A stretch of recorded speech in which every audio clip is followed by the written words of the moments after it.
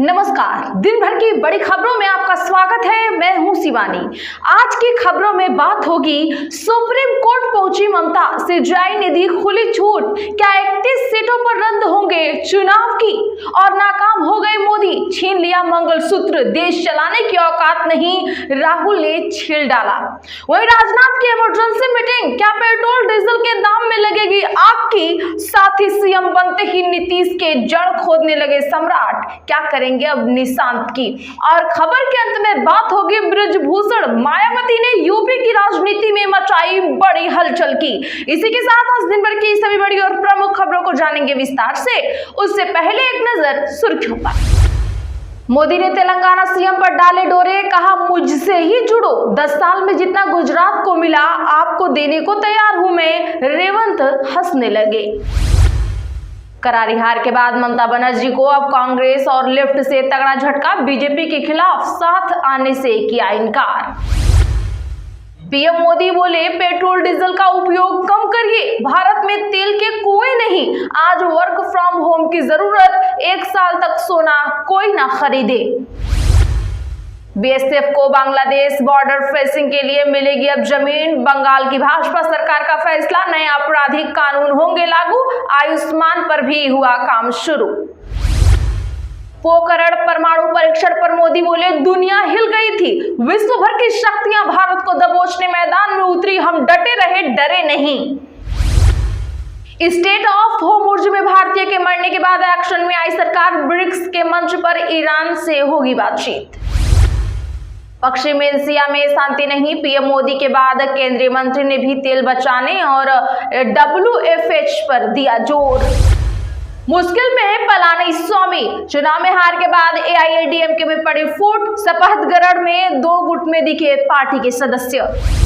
तो ममता बनर्जी को हो सकती है जेल, बंगाल हार के बाद जानिए क्यों भड़के सस्पेंडेड TMC नेता रिजू दत्ता। बंगाल सीएम शुवेंदु के पीए कांड में 3 संदिग्ध गिरफ्तार, कोर्ट ने 13 दिन की पुलिस कस्टडी में भेजा, बिहार यूपी से पकड़ाए एक शॉप शूटर। ट्रंप ने ईरान का जंग रोकने का प्रस्ताव ठुकराया, बोले मुझे पसंद नहीं आया। अमेरिका ने एनरिच्ड यूरेनियम सौंपने की रखी शर्त। केरल सीएम का ऐलान जल्द, वेणुगोपाल राहुल की पसंद, कांग्रेस नेता बोले हमारे यहाँ मोदी और शाह सारे फैसले लें, ऐसा सिस्टम नहीं है। पंजाब में निकाय चुनाव का हुआ ऐलान, 26 मई को वोटिंग और 29 को आएंगे नतीजे, आचार संहिता लागू, खर्च लिमिट हुई तय। जीतू पटवारी बोले पर्ची से चल रही मध्य प्रदेश सरकार, सतना में कहा मोदी की लगाम ट्रंप के हाथों में, एप्स्टीन का पूरा सच अभी आना बाकी। पीएम मोदी की WFH अपील से चिंता में केजरीवाल, पूछा क्या देश भारी आर्थिक संकट में फंस गया है? सुप्रीम कोर्ट ने पूर्व मंत्री आलमगीर और उनके पीए को दी जमानत, 2 साल बाद जेल से आएंगे बाहर, टेंडर के बदले रिश्वत लेने का है आरोप। AIM आतंकी संगठन, ओसामा और ओवैसी में कोई अंतर नहीं, क्यों भड़के महाराष्ट्र के मंत्री नीतीश राणे, जानेंगे विस्तार से। चैलेंज करने वाले अपराधियों को 48 घंटे में जवाब दें, सीएम बोले पुलिस के हाथ खुले हैं, अपराधी किसी भी जाति का हो, सुशासन से समझौता नहीं। सेंसेक्स 1313 अंक गिरकर 76,015 पर हुआ बंद, निफ्टी भी 360 अंक टूटा, ऑटो और बैंकिंग शेयर्स में ज्यादा बिकवाली रही। कांग्रेस का आरोप, सरकार ने राहुल की इंस्टाग्राम रील ब्लॉक की, तमिलनाडु सीएम विजय के साथ बनाई थी, सरकार बोली इंटरनल सिस्टम की गलती से हुआ है। चलिए जानते हैं बड़ी और प्रमुख खबरों को विस्तार से। उससे पहले वीडियो को लाइक करें, साथ ही आपसे रिक्वेस्ट, खबरों को आखिर तक देखना ना भूलें। राहुल गांधी बोले देश चलाना मोदी के बस की बात नहीं, सोना ना खरीदे, विदेश ना जाए जैसी 7 अपीलें उपदेश नहीं, नाकामी के सबूत। दरअसल बता दें कि राहुल गांधी ने आज पश्चिम एशिया में चल रहे संकट से निपटने के लिए पीएम नरेंद्र मोदी की हालिया 7 अपीलों पर पलटवार किया है। उन्होंने इसे नाकामी करार दिया है, साथ ही कहा है कि अब देश चलाना प्रधानमंत्री के बस की बात नहीं रह गई है।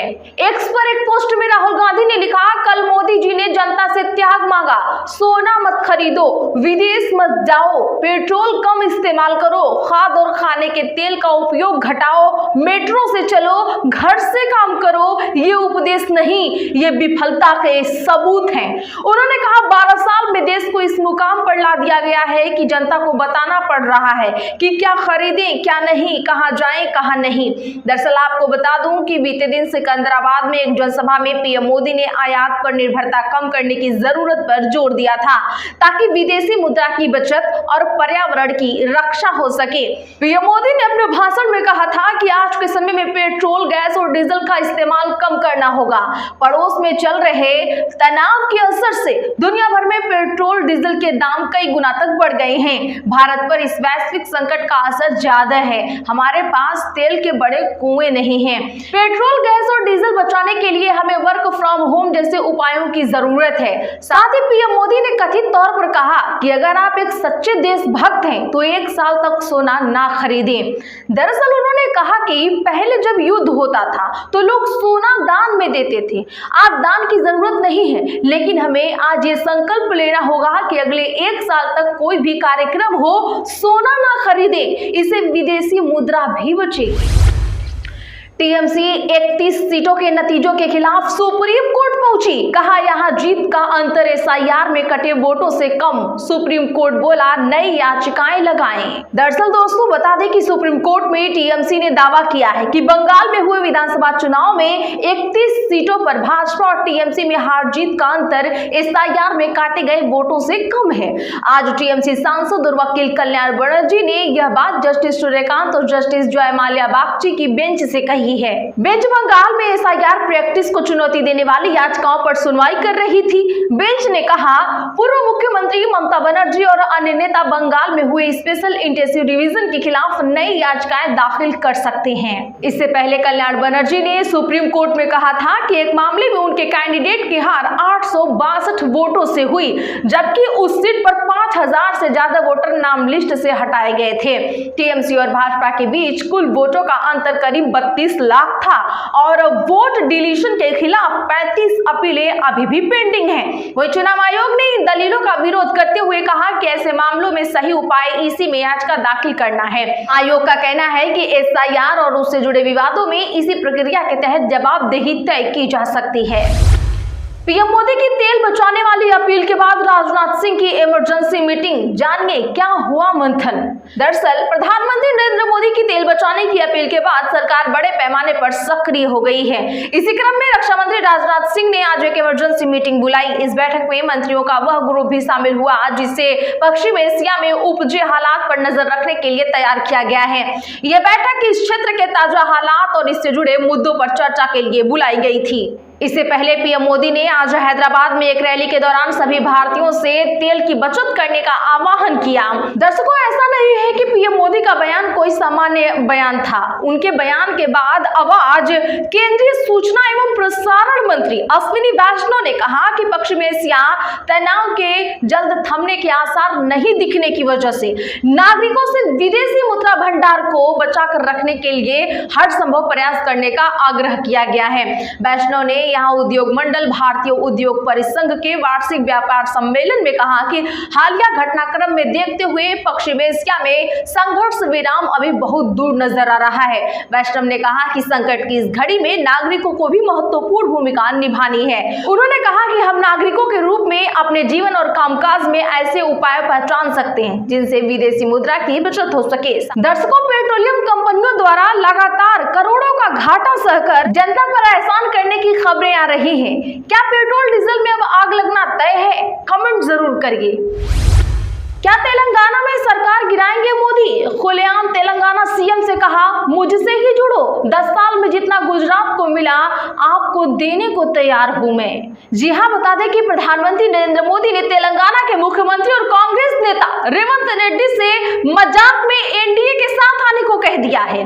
दरअसल पीएम राज्य में 9,400 करोड़ रुपए के प्रोजेक्ट का इनॉग्रेशन करने पहुंचे थे। पीएम मोदी ने यहां हल्के फुल्के अंदाज में रेड्डी से कहा कि केंद्र सरकार ने 10 साल में गुजरात को जो दिया मैं तेलंगाना को देने के लिए तैयार हूं।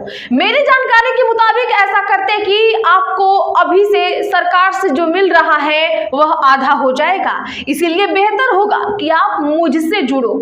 हालांकि पीएम ने यह बातें तेलंगाना सीएम की एक सिफारिश के चलते कही। इसमें रेवंत ने अपने भाषण में पीएम से कहा कि जिस तरह मनमोहन सरकार में गुजरात का विकास हुआ उसी तरह तेलंगाना का भी विकास हो। बेटे प्रतीक सिंह को नहीं बनाया गया मंत्री, क्या इसीलिए नाराज है बृजभूषण? बाहुबली नेता ने दे दिया बड़ा सियासी बयान। जी हां, बता दें कि उत्तर प्रदेश में हुए योगी सरकार के मंत्रिमंडल विस्तार के बाद बीजेपी के अंदर सियासी चर्चाएं तेज हो गई हैं। पूर्व बीजेपी सांसद और बाहुबली नेता बृजभूषण शरण सिंह के एक सोशल मीडिया पोस्ट ने राजनीतिक हलकों में नई अटकलों को जन्म दे दिया है। माना जा रहा है कि मंत्रिमंडल विस्तार में बेटे प्रतीक सिंह को जगह न मिलने से बृजभूषण शरण सिंह काफी नाराज चल रहे। वहीं बसपा सुप्रीमो मायावती ने यूपी मंत्रिमंडल पर कहा कि मंत्रियों की संख्या घटाना बढ़ाना सत्ताधारी पार्टी का आंतरिक मामला है, इसकी आलोचना उचित नहीं, लेकिन इसका जनता में अच्छा असर दिखना चाहिए। वहीं राजधानी लखनऊ में भाजपा के युवा ब्राह्मण नेता पर हुए वार का जिक्र करते हुए कानून व्यवस्था पर भी उन्होंने सवाल उठाए। उन्होंने कहा कि इस घटना से एक बार फिर चर्चा शुरू हो गई है कि यूपी में ब्राह्मण समाज उपेक्षित ही नहीं बल्कि काफी असुरक्षित भी है। मोदी की बचत वाली सलाह पर विपक्ष हमलावर, कांग्रेस ने संसद सत्र बुलाने की करी मांग। जी हां, पश्चिम एशिया तनाव के बीच प्रधानमंत्री नरेंद्र मोदी ने जो आर्थिक बचत को लेकर देश से अपील की है, अब इस पर कांग्रेस ने राज्य चुनाव खत्म होने के तुरंत बाद दिए गए इस बयान को चर्चा के लिए संसद का विशेष सत्र बुलाने की मांग की है। कांग्रेस के राहुल गांधी उन विपक्षी नेताओं में शामिल थे जिन्होंने बीते दिन दिए गए पीएम के संबोधन की आलोचना की। इस संबोधन में पीएम ने लोगों से ईंधन बचाने, गैर जरूरी विदेशी यात्राएं कम करने, जहां संभव हो सके वहां फिर से वर्क फ्रॉम होम अपनाने और फिर पब्लिक ट्रांसपोर्ट व कारपूलिंग का इस्तेमाल करने की अपील की थी। तो आज के लिए बस इतना ही। चैनल को सब्सक्राइब करें, बगल में घंटे के निशान को जरूर दबा लें। वीडियो को लाइक अभी तक नहीं किया हो तो लाइक करें। कमेंट बॉक्स में ये जरूर बताएं कि आप हमारी खबरें कहां से देख रहे हैं।